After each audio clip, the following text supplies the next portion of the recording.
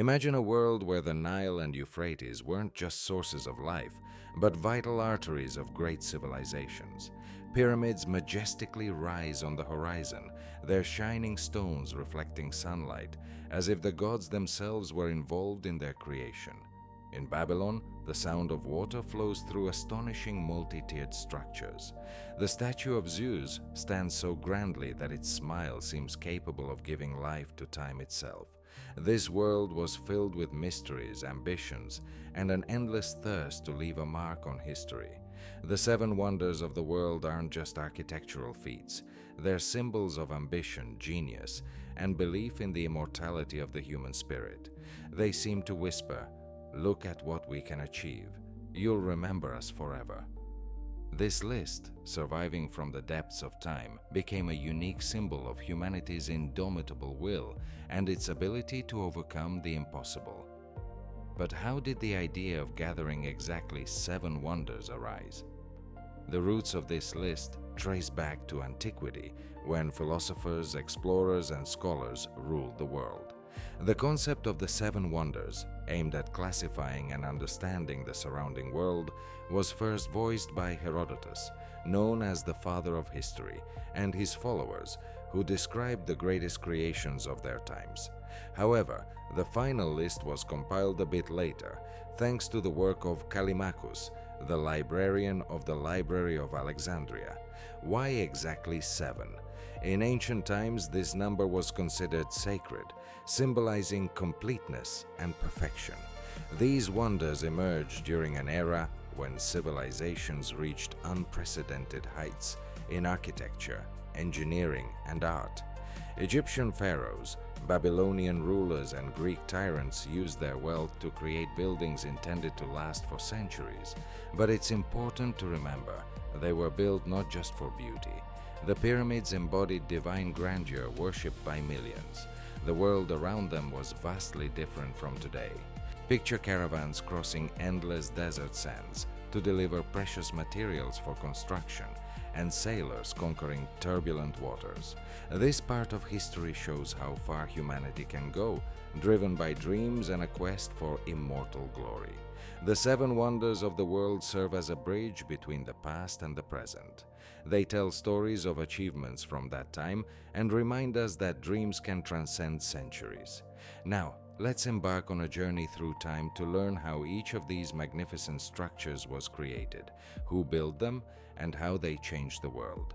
We'll travel to Egypt, the land where the story of the wonders began. The Great Pyramid of Khufu, amidst the sands and scorching sun, stands as a monumental structure that still amazes with its size. This pyramid is the only one of the 7 wonders that survived to this day. It was built around 2500 BCE during the reign of Pharaoh Khufu. This structure, nearly 147 meters tall, was considered the largest in the world for millennia. Today, it's slightly shorter due to the loss of its outer casing layers, but it remains a symbol of the genius and ambition of ancient Egyptian civilization. The construction process is a genuine mystery. Building the pyramid required about 2,000 or some 300,000 stone blocks, weighing an estimated 6 million tons in total.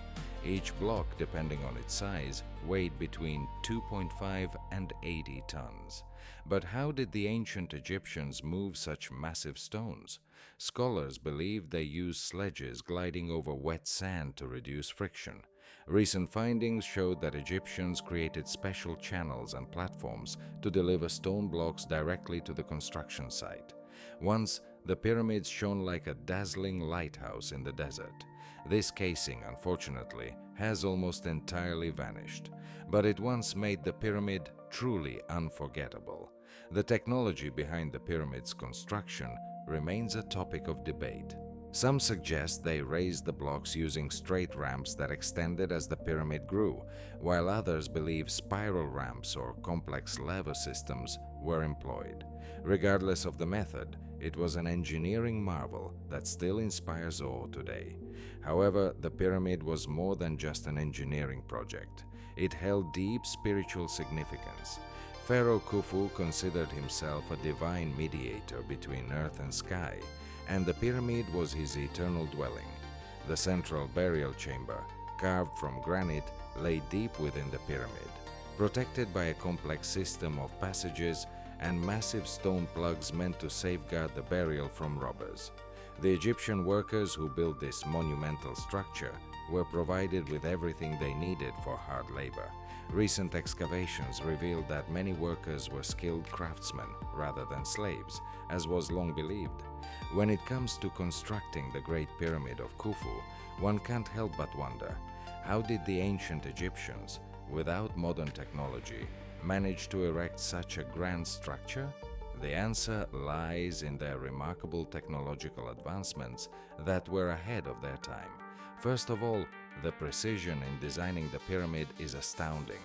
Its sides are almost perfectly aligned with the cardinal directions, and the base is leveled with minimal height variation. To create a flat foundation, craftsmen used a water leveling technique, ensuring exceptional stability for the structure. The construction required precise calculations and organization. Egyptians demonstrated mastery in using ramps to lift blocks. One possible technology involved spiral ramps that allowed for a gentler incline and even distribution of effort. Ramps are inclined structures that ancient Egyptians used to elevate heavy stone blocks during pyramid construction. Imagine a long, hollow slope that could pull a stone upward. How did it work? Workers placed stone blocks on sledges and pulled them up the ramp. To help the sledges slide easier, they moistened the sand underneath. As the pyramid grew, they either extended the ramp or built a new one to continue lifting the blocks. Ramps could be straight, leading to one side of the pyramid, or spiral. The spiral ramp allowed for gradual stone lifting without creating too steep of an incline. Once a block reached the desired height, it was set in place in the pyramid structure. This was an incredibly labor-intensive yet effective system, especially considering Egyptians had no modern cranes. These engineering solutions helped lift massive blocks to heights over 147 meters. The work with granite deserves special admiration. These dense and heavy stones were polished to perfection, using copper tools, sand, and water. This technology was incredibly laborious. The quality of the pyramid's interior finishes is also impressive. Ancient Egyptians used a system of relieving chambers above the burial chamber to redistribute pressure from the massive layers of stone blocks. This solution showcased their deep understanding of physics and building structures. The Great Pyramid of Khufu not only astounds with its size and engineering feats, but it's also surrounded by many myths and mysteries that have intrigued humanity for millennia. These stories aren't just fabrications, they reflect our thirst to unravel mysteries of the past and touch the greatness of ancient civilizations. One of the most prevalent myths suggests that the Great Pyramid of Khufu isn't just a tomb, but a device with unique energy powers.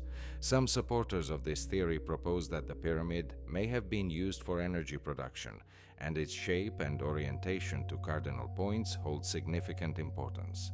For instance, its proportions reveal the so-called golden ratio, a mathematical harmony found in both nature and architecture.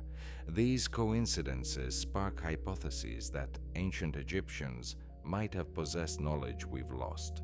Another mystery lies in why the inside of the pyramid lacks the familiar paintings or reliefs typical of most tombs. No images of gods, no scenes of the afterlife, and no prayers directed at the pharaoh were discovered within its chambers. This absence of decorative elements raises many questions. Perhaps the pyramid had a special ritual purpose, or maybe the interior wasn't finished. There's also a hypothesis suggesting that the pyramid could have been built by extraterrestrial beings. Proponents of this idea point to the incredible precision of the block joints, their mass, and the complexity of transportation. Although this theory lacks scientific backing, it adds a mystical aura to the pyramid. In the 19th century, British engineer Weert Wyss found several relieving chambers above the burial chamber. These spaces likely helped distribute the weight of the stones evenly to prevent collapse. Nonetheless, modern technologies like mine scanning have revealed new voids, including one an enormous room located above the main gallery. Scholars still debate its purpose. Could it have been another relieving chamber, a secret space, or something else? Legends also surround the treasures of Khufu. In ancient times, it was believed that the pharaoh was buried with unimaginable wealth, including gold, gems, and rare artifacts. However, none of these treasures were found, as the pyramid was looted in ancient times. Still, some believe that secret chambers hiding these riches await discovery. The pyramid's connection to astronomy is another great mystery. Some researchers argue that the three large pyramids of Giza align with Orion's belt, supported by studies indicating that ancient Egyptians placed great importance on astronomy. Moreover, the ventilation shafts inside the pyramid are oriented to align with the positions of stars like Sirius and Alpha, enhancing the sense of its connection to the heavens. Many mysteries also surround the figure of Pharaoh Khufu. Historians still debate whether he was a despotic ruler forcing thousands to build the pyramid, or a wise leader inspiring his subjects to create this grand monument. Finally, one of the most captivating legends claims that the Great Pyramid holds secrets, with texts or artifacts inside that could reveal lost knowledge of ancient civilizations. The Great Pyramid of Khufu remains not only a monumental architectural achievement, but also a symbol of human aspiration to unravel the unknown. Each new discovery raises more questions, transforming the pyramid into an eternal enigma that continues to inspire explorers. After examining the mysteries and engineering feats of the Great Pyramid of Khufu, we move to the world of the Hanging Gardens of Semiramis, a completely different green oasis that, according to legends, rose among the sands of ancient Babylon. The Hanging Gardens of Semiramis, the second of the seven wonders of the world, became a symbol of the human dream of harmony between nature and architecture. But did they actually exist? Descriptions of the gardens depict a grand structure with cascading terraces adorned with flowers, trees, and shrubs, creating the illusion that they hang in the air.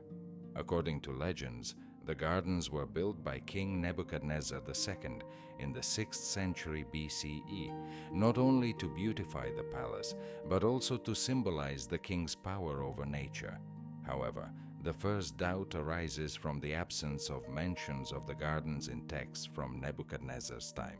Chronicles from that period, including cuneiform tablets, detail the construction of palaces and temples, but mention no wondrous gardens. The first descriptions of the gardens only appeared centuries later in the works of ancient authors like Strabo and Diodorus Siculus, who may have relied on oral legends or misinterpretations of earlier records. Another question is how such a complex irrigation system could be created in the desert. According to legends, water was lifted to the upper terraces using a mechanism resembling Archimedes' screw, which raised water to great heights. This system would have had to continuously supply water to extensive terraces filled with plants, requiring an incredible level of hydraulic knowledge. However, no evidence of such a mechanism exists in Babylon. An alternative hypothesis suggests relocating the gardens from Babylon to Nineveh, the capital of the Assyrian Empire. Historians propose that the gardens' creator could have been Assyrian king Sennacherib, known for his engineering achievements. Traces of a complex system of canals and aqueducts have indeed been found in Nineveh, which may have been used for irrigation. These discoveries make the Nineveh version more plausible than the traditional Babylonian legend. Equally mysterious remains the question of the origins of the name of the gardens, named after Semiramis. This figure is more mythological than historical, embodying strength, beauty, and wisdom. Yet there's no real evidence of her existence. Some believe the name Semiramis may have been later assigned to the gardens to connect them with the legendary queen. Let's learn a bit about who Semiramis really was. Her figure is shrouded in myths and mysteries, making her one of the most remarkable women of antiquity. Semiramis, or Ramata as she was called in Assyria, was a real historical figure. She was the wife of Assyrian king Shamshi-Adad V, who ruled in the 9th century BCE. After his death, she became regent for her son Adad Nirari II, temporarily taking control of one of the most powerful empires of the time. This fact already makes her unique for an era when women rarely played active roles in politics. However, her story isn't limited to mere facts. Greek and Roman historians like Diodorus Siculus and Herodotus transformed Semiramis into an almost mythical figure. In their accounts, she appears as a wise, powerful, and incredibly beautiful woman whose feats border on legend. Her name was associated with the founding of Babylon and the construction of walls, temples, and palaces. Many believed that she was the inspiration or even the creator of the Hanging Gardens, which became one of the 7 wonders of the world. Semiramis was also portrayed as a skilled commander, expanding the borders of her empire. According to one legend, she even attempted to conquer India, but had to retreat upon encountering strong resistance. In other tales, it emphasizes her wisdom and ability to find solutions in the most challenging situations allowed her to maintain power in a world dominated by strong men. Her life is also shrouded in mystery. According to one version, she was the daughter of a divine entity who left the newborn girl to fate. A shepherd found the girl, and later a king noticed her and took her as his wife. This mythical tale likely emerged later to emphasize her divine lineage and greatness. However, many of her feats described in ancient texts lack historical confirmation. Researchers believe her actual role was much more modest. She governed the state during difficult times and strengthened her son's power. Yet, her name became a symbol of female strength and leadership. Semiramis embodies traits of various influential women and rulers.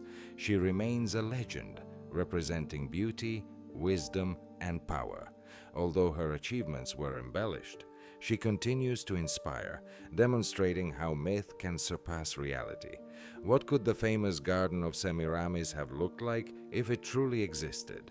Descriptions of these gardens, preserved in ancient authors' works, inspire researchers and artists to create their visions. Based on ancient texts and engineering achievements, one can imagine this green oasis. Picture a massive multi-tiered structure made of brick or stone, with each terrace supported by sturdy columns and arches. Plants and flowers were arranged to create cascading greenery descending from the upper levels, resembling hanging gardens seemingly floating in the air. Between the terraces were stairs and sloped paths, allowing palace residents and their guests to stroll through the lush vegetation. A complex water supply system might have been the garden's centerpiece. Ancient texts describe a mechanism that lifted water from the river to the upper levels. Perhaps it was a lift-like mechanism that supplied water to the terraces, which then flowed down cascades, creating a melody of running water that filled the gardens with the sounds of nature. The gardens likely contrasted with the surrounding desert landscape. Vegetation could have included exotic trees and flowers brought from various regions, like Media, the homeland of Queen Amytis. Among the plants could have been pomegranates, cypress trees, date palms, jasmine, and roses, adding not only beauty but also fragrances that filled the air. For structural strength, asphalt and fired bricks typical of Babylonian architecture were used. A layer of insulation made of stone and reed soaked in resin prevented water leakage, which was crucial for keeping the terraces in good condition. The gardens likely were surrounded by palace walls that protected them from the scorching sun and desert winds. In the evening, when the sun set below the horizon, the gardens filled with golden shades of sunset, making them even more majestic. Perhaps the gardens featured fountains, statues, and benches for resting, transforming this place into a true paradise for the ruling elite. While all these details remain hypothetical, reconstructions allow us to imagine how magnificent and wondrous this miracle oasis could have been. If the Hanging Gardens of Semiramis truly existed, they would have become not only a symbol of engineering mastery, but also an embodiment of the dream of harmony between nature and human genius. After exploring the grandeur and mysteries of the Hanging Gardens, let's turn to the Olympic antiquities. In Greece, where philosophy, art, and deep devotion to the gods intertwined, one of the seven wonders of the world stood in the heart of civilization, the statue of Zeus, which became a symbol of the greatness and power of the supreme god of the Greek pantheon. Olympia, home to the main sanctuary of Zeus, symbolized the unity of Greek city-states. Religious ceremonies and the Olympic Games in honor of Zeus took place here. These games represented the power and spirit associated with Zeus. The statue of Zeus, created by the famous sculptor Phidias around 435 BCE, was not just a work of art, but a symbol of divine authority. The statue stood approximately 12 meters tall, making it one of the largest sculptures of its time. Zeus was depicted on a throne, his imposing figure embodying greatness and might. In one hand, he held a figurine of Nike, the goddess of victory, symbolizing triumph, while in the other hand, he held a scepter topped with an eagle, representing dominion over land and sky. The throne itself was a work of art, adorned with ivory and precious stones, featuring scenes from Greek mythology, underscoring Zeus's divine origin. This combination of exquisite materials and intricate carving made the statue incredibly impressive. For the ancient Greeks, it was not just an object of worship, but an ideal, symbolizing harmony between the human and the divine, showing how art can reflect the greatness of the gods. The imposing figure of Zeus inspired awe and reverence, reminding everyone of his status. It became a pilgrimage site, attracting people from all over Greece who came to see this masterpiece. The statue inspired, reminding them of the strength and unity of the Greeks, as well as the importance of religion in their lives. The process of creating the statue of Zeus in Olympia was one of the most complex and ambitious projects of antiquity, showcasing the incredible skill of ancient Greek sculptors. Phidias, the renowned master of his time, employed unique artistic and engineering techniques to create not just a statue, but an image that instilled awe and reminded people of Zeus's divine power. The sculpture's base was made of wood, providing a framework for attaching other materials. Special inserts and joints treated with water-resistant compounds reinforced the structure. The framework was concealed beneath layers of gold and ivory, creating the effect of radiant human skin. To add brilliance and shine to Zeus's clothing, the finest gold sheets were used, symbolizing divine radiance. Each detail of his armor, sandals, and cloak was adorned with intricate patterns, enhancing the sense of wealth. Scenes from mythology, including battles between gods and titans, highlighted Zeus's victorious nature. Zeus's throne was not merely a pedestal, it was a work of art, inlaid with precious stones.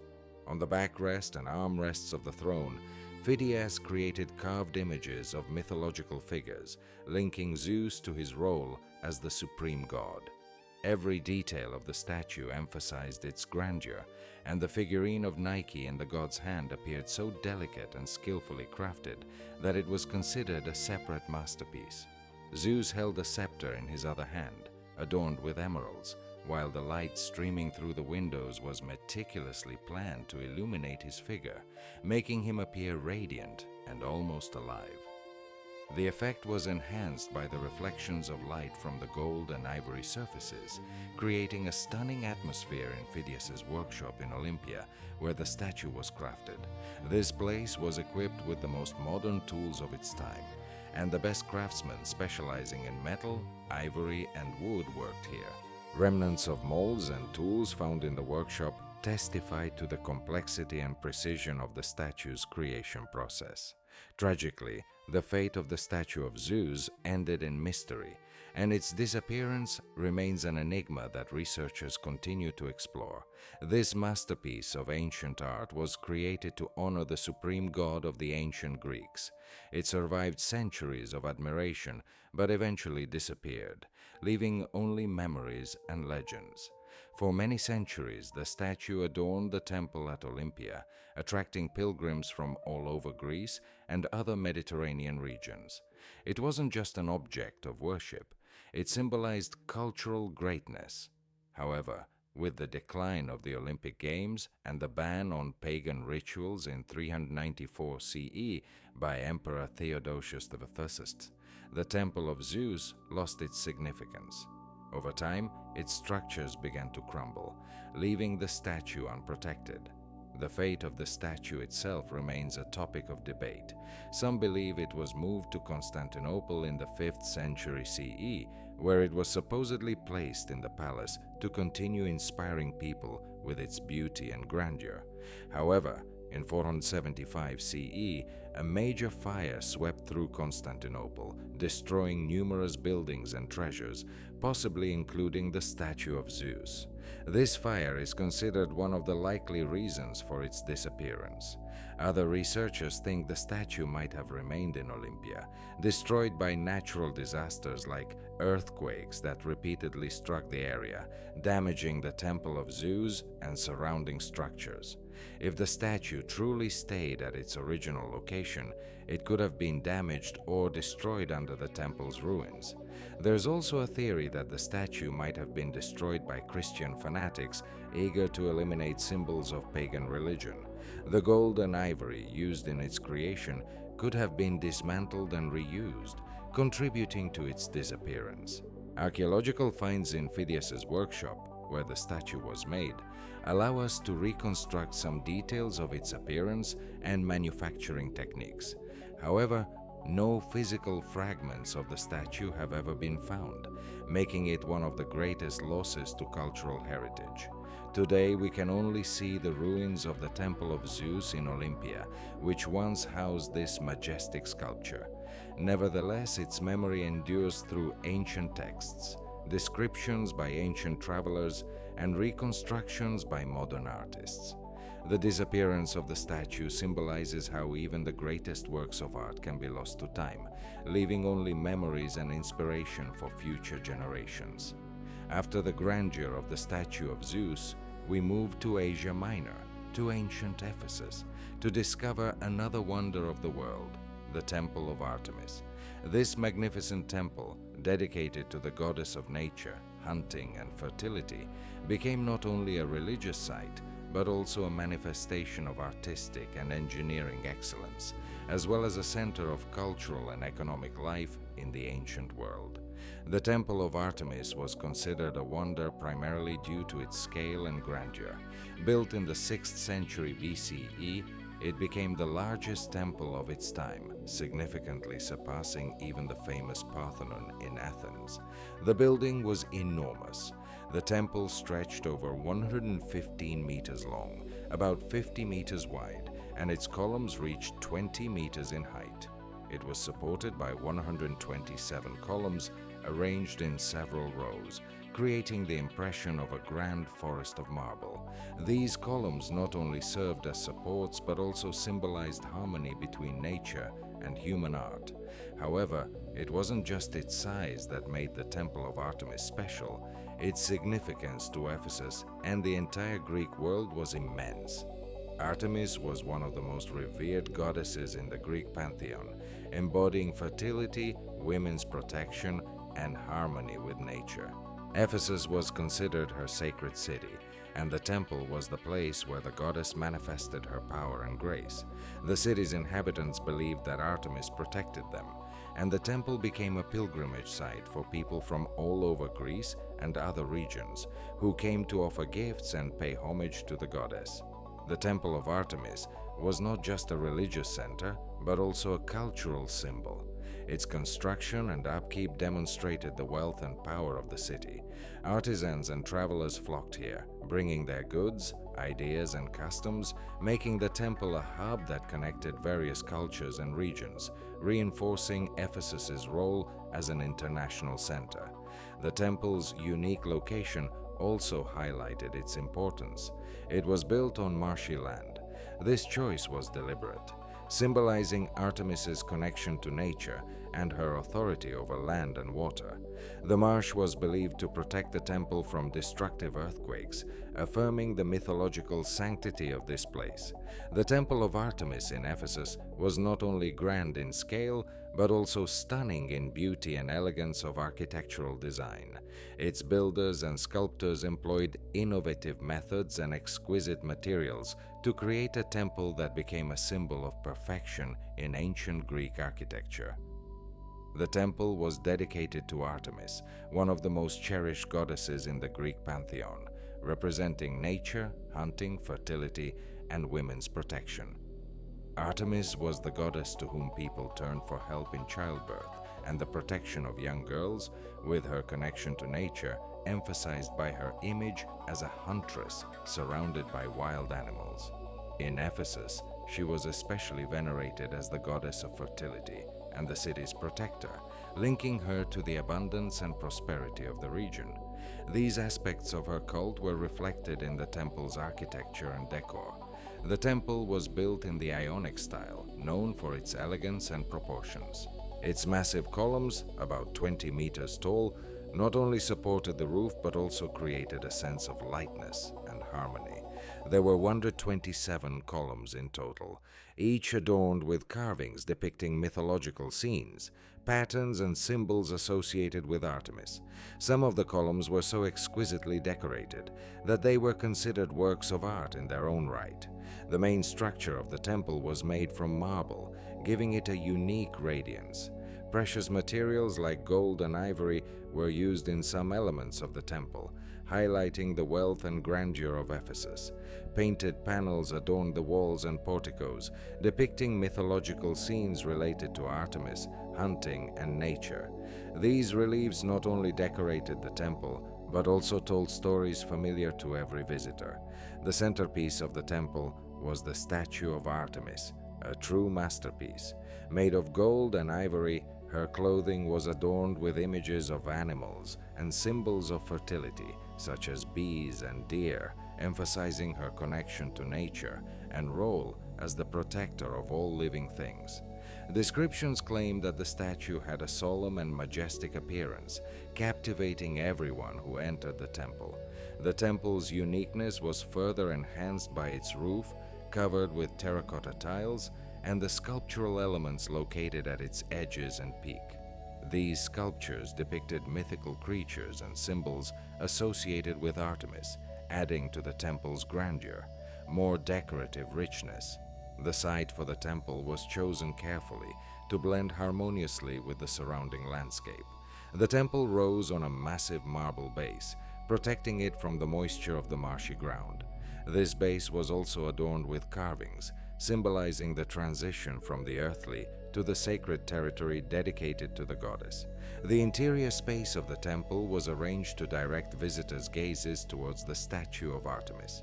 Light filtered in through tall windows, creating an effect of mysterious radiance, as if emanating from the statue itself. The floor was laid with mosaics of precious stones, adding even more luxury to the interior decoration. This masterpiece of ancient architecture faced destruction multiple times, yet it was restored each time, reflecting the builder's craftsmanship and the deep devotion of Ephesians to their goddess. The first significant destruction occurred in 356 BCE, when the temple was set on fire by Herostratus, damaging the statue of Artemis. This act incited immense anger among the Ephesians and the entire Greek world. Herostratus's name was cursed, and attempts to erase him from history were made repeatedly. However, instead of leaving the temple in ruins, the Ephesians opted to rebuild it with even greater splendor. Thanks to generous donations from across Greece and financial support from Alexander the Great, the temple was reconstructed, surpassing the previous one in magnificence and grace. This restoration became a symbol of perseverance and faith, proving that culture and religion can overcome even the toughest trials. Yet, the temple did not escape future tragedies. In the 3rd century CE, the Goths attacked Ephesus, looting the city and destroying the temple. This event marked a turning point in its history. The temple was never fully restored again. By this time, the influence of Christianity in the region was growing, and the cult of Artemis gradually faded. The temple's remnants were used as building materials for new structures, including Christian churches like the famous Hagia Sophia in Constantinople. Final destruction occurred due to natural disasters, such as earthquakes, which repeatedly shook and obliterated the temple's remains. By the 6th century CE, the site of one of the greatest wonders of the world had turned into abandoned ruins. Despite this, the memory of the Temple of Artemis continued to live on in ancient texts and legends. In the 18th century, archaeologists began excavations in Ephesus, uncovering the remains of the temple's foundation, as well as fragments of columns and decorations. These findings helped reconstruct an overall picture of its grandeur and significance. Today, the site where the temple once stood attracts travelers from around the world and represents an archaeological zone near the city in Turkey. Although only ruins remain of the temple itself, modern visitors can see traces of the foundation, several restored columns, and fragments of marble blocks, reminiscent of the once majestic structure. Moving from the grandeur of the Temple of Artemis in Ephesus, we head to the city of the Mausoleum in Halikarnassus, now Bodrum in Turkey. Here also stood one of the wonders of the world, the majestic mausoleum built in honor of King Mausolus and his wife Artemisia. This monument became a symbol of eternal love and devotion, as well as a manifestation of the ambitions of rulers seeking to leave their mark in history. In the 3rd century BCE, his domain was under the influence of the Persian Empire, but he was essentially an independent ruler, skillfully navigating between the great powers of his time. Mausolus was an outstanding politician and strategist, strengthening his power and expanding the borders of Caria, transforming Halikarnassus into a thriving cultural and economic center. One of his main achievements was moving the capital of Caria to Halikarnassus, where he began grand construction, including fortifying palaces and, of course, the mausoleum, which later became legendary. However, Mausolus is famous not only for his political activities, but also for his close relationship with his wife and sister, Artemisia. She was not just a loyal companion, but also his equal in governing the state. Artemisia was known for her intelligence, education, and determination to enhance the greatness of Caria. Together, they created a cultural legacy that amazed contemporaries and descendants alike. Artemisia was devastated by her husband's loss, and to immortalize his memory and express her love, she decided to build the Grand Mausoleum. This monument was intended not only to serve as a burial site, but also to symbolize the greatness of Mausolus and Caria. Legends say that Artemisia was so deeply saddened by her loss that she even drank a poisoned beverage to always carry a part of Mausolus with her. Though this fact may be an exaggeration, it highlights the depth of her sorrow and devotion. To build the mausoleum, Artemisia enlisted the best masters and architects of her time, including Satyrus and Pythias, along with renowned sculptors. She oversaw every stage of the work to ensure the mausoleum would be worthy of immortalizing her husband. The mausoleum in Halikarnassus became not just a tomb, but a symbol of love, devotion, and ambition. Its majestic construction laid the foundation for future architectural masterpieces and cemented Mausolus's name in history. Artemisia forever entered history as a woman capable of transforming her grief into a great work of art. The height of the structure reached approximately 45 meters, making it one of the most magnificent buildings of its time. Its massive base, made of white marble, served as a stepped platform symbolizing strength and grandeur, creating a solid foundation for the entire structure. Above this platform were rows of columns in the Ionic style surrounding the tomb. There were a total of 36 columns that lent lightness and elegance to the structure.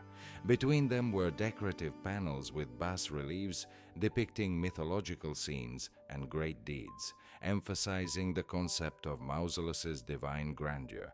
Special attention was drawn to the pyramidal roof of the mausoleum, made up of 20 stepped layers that converged at the top, crowned with a statue of a chariot. This figure, made of marble, symbolized the triumph and greatness of Mausolus, while the chariot, driven by Mausolus himself, expressed his power and immortality, as if he were embarking on an eternal journey. The sculptural decoration of the mausoleum deserves separate admiration. 4 renowned sculptors worked on creating scenes that reflected not only the lives of Mausolus and Artemisia, but also their cultural legacy. Among the most famous images were battles of Amazons, marine scenes, and moments involving gods and heroes. Each side of the mausoleum possessed its unique style, reflecting the mastery and individuality of the artists. Statues of Mausolus and Artemisia, created in life-size, were placed at the top of the mausoleum, emphasizing their status as revered rulers. The unique details of the sculptures, such as the folds of clothing and facial expressions, showcased the extraordinary skill of the artists. Although the structure was destroyed, some fragments survived, giving us insight into its former glory. Thanks to these findings, archaeologists and historians can understand the layout of the tomb and evaluate the craftsmanship of ancient architects and sculptors. One of the most valuable surviving fragments includes parts of the sculptural compositions found during excavations in the 10th century and now housed in one of London's museums. Feature relief panels depicting battles of Amazons, marine scenes, and mythical beings.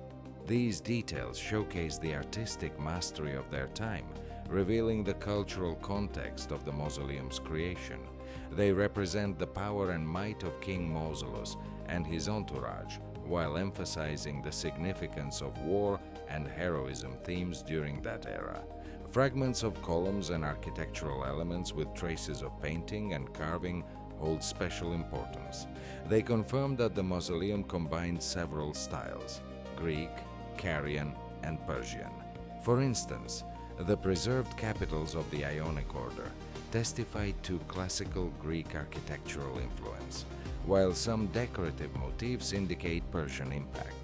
This underscores Halicarnassus's status as a cultural crossroads where Eastern and Western traditions converged. Information about the mausoleum's pyramidal roof is also available. Researchers discovered part of a structure that could have belonged to the roofing. This vividly demonstrates the ambition behind creating a vast pyramid, crowned with a chariot sculpture above the colonnade. Written accounts from ancient authors like Vitruvius and Pliny the Elder, as well as later chroniclers and travelers, became another source of information about the mausoleum. Their descriptions, coupled with archaeological finds, allow us to reconstruct an overall picture of the mausoleum and understand its role in Halicarnassus's life. Together, the preserved fragments and descriptions form a comprehensive view of the mausoleum as a masterpiece of art and engineering. They help us appreciate the high level of craftsmanship among ancient architects and sculptors, illustrating the influence this tomb had on architectural development in the Mediterranean region. The mausoleum became not just a monument to King Mausolus, but a compelling testament to the cultural diversity and creative genius of the ancient world. After the Colossus of Rhodes, we moved to the sunny island of Rhodes, home to another wonder of antiquity. This monument, celebrating the sun god Helios, symbolized courage and strength, inspiring not only the island's inhabitants, but the entire ancient world. Rhodes, located in the heart of the Aegean Sea, was famous for its strategic position and naval power. After a year of siege by Demetrius of Phalerum, the ruler of Cyprus, Rhodes managed to defend its city, becoming a symbol of resilience and steadfastness. Defeated, Demetrius left behind siege engines, which became trophies for the victors. The people of Rhodes decided to immortalize their victory and pay tribute to Helios, whom they considered the city's protector. The remains of the siege trophies were sold, and the proceeds funded the creation of a grand monument, the Colossus of Rhodes. This statue not only highlighted Rhodes' grandeur and independence, but also sent a message to the world about the island's strength and unity. Legend has it that the Colossus took 12 years to build and stood about 33 meters tall, making it one of the tallest structures of antiquity. The Colossus depicted the sun god Helios in a proud stance, his face turned towards the sea, with a crown of sun rays symbolizing his divine radiance. In one hand, Helios held a torch, guiding sailors, while his presence instilled awe and confidence in the island's protection. A popular myth claims the Colossus stood at the harbor's entrance, with ships passing between his legs. While this version is likely artistic fiction, it emphasizes the statue's grandeur and enhances its legendary status. In reality, the Colossus likely stood on land near the harbor, visible from afar as a symbol of protection and prosperity. The construction of the Colossus became a symbol of victory due to its grand size and the deep meaning the people of Rhodes imbued in it. This statue was more than a tribute to Helios. It embodied unity, pride, and the strength of a city that withstood a formidable foe. The process of erecting the Colossus became an act of collective triumph. All social classes participated in the project, from selling trophies to working on the construction. The townspeople didn't merely build a statue, they created a symbol of their resilience and independence known to all. Each contribution to the construction strengthened the sense of community and mutual support among residents. It's essential to note that the very idea of creating the Colossus as an offering to Helios represented the people of Rhodes' faith in divine justice. They believed their victory was granted by the gods. This statue became a visible reminder that even the mightiest opponents could be defeated with determination and faith. Another crucial aspect was the Colossus's location. It was constructed to greet ships approaching Rhodes, impressing guests and traders. This was not only a statement of Rhodes' status as a center of power and trade in the Mediterranean, but also a symbol that gazed out to sea, welcoming travelers and signaling that Rhodes was an unconquerable city. The fate of this monument became one of victory and strength, but it also turned tragic. This happened due to one of the most powerful earthquakes of antiquity around 226 BCE. During this time, strong tremors destroyed the Colossus of Rhodes, the statue towering 33 meters high. According to ancient sources, large fragments scattered throughout the region. Despite the destruction, even the remaining parts of the statue continued to impress viewers. Pliny the Elder noted that many travelers visited Rhodes just to see the remnants of this colossal statue. After the disaster, the islanders consulted the oracle at Delphi for guidance. However, the oracle advised them to leave the destroyed statue as it was, interpreting this as a sign from higher powers. The people of Rhodes followed this prophecy, and the remains of the Colossus stayed in place for centuries. The statue's fragments lay on the ground until the 6th century CE, when Arab invaders arrived on Rhodes. According to historical records, the remnants of the Colossus were dismantled and sold as metal. Legend has it that transporting these fragments required 900 camels. Even in its ruined state, the Colossus continued to live in people's memories, symbolizing courage and unity, inspiring both ancient authors and future generations. The Colossus of Rhodes became the archetype of majestic statues and served as a source of inspiration for creating numerous sculptures, including the famous Statue of Liberty in New York. After a symbol of strength and unity, we moved to Egypt, where the lighthouse of Alexandria stood on Pharos Island, a wonder of the world that not only amazed with its craftsmanship, but also had immense practical significance, becoming one of the ancient world's most critical navigational structures.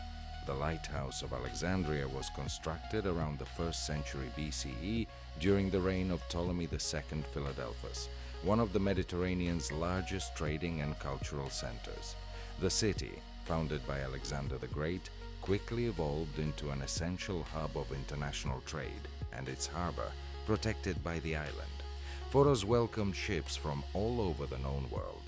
However, underwater rocks and shallow waters made entering the harbor dangerous. The need for a lighthouse arose from the desire to ensure sailors' safety and enhance Alexandria's status as a leading seaport. The lighthouse became a symbol of technological progress and the ambitions of the Hellenistic era, towering above all other structures of its time. It was the first construction of such scale, with its light visible from vast distances. The lighthouse reflected sunlight using a metal mirror, and at night, a large fire burned at its peak, maintained by special crews to assist sailors. It served as a guiding beacon, protecting them from dangers. Many ancient authors admired its functionality, describing how it helped ships reach the harbor safely, even in stormy weather. But the lighthouse did more than aid sailors. It solidified Alexandria's status as a cultural, trading, and scientific hub, its light seemingly proclaiming, "You've arrived at the center of the world." The Alexandrian lighthouse also reflected the power and wealth of the Ptolemies, showcasing their ability to blend engineering achievements with their ambitions to lead the Hellenistic world. The city attracted not only traders but also scholars, travelers, and artists, all captivated by its magnificence. The lighthouse was more than an engineering feat. It was a true masterpiece of architecture and technology, influencing construction development for centuries. Its design featured innovative solutions that allowed it to serve its primary function while withstanding the tests of time and nature. The lighthouse was built from large blocks of light limestone, making it visible from great distances. These blocks were joined using lead clamps, giving the structure strength and resistance to earthquakes, which often struck the region. This solution was groundbreaking for its time, allowing the blocks to shift slightly during tremors, preventing collapse. The lighthouse's structure was divided into 3 levels, each serving a distinct purpose.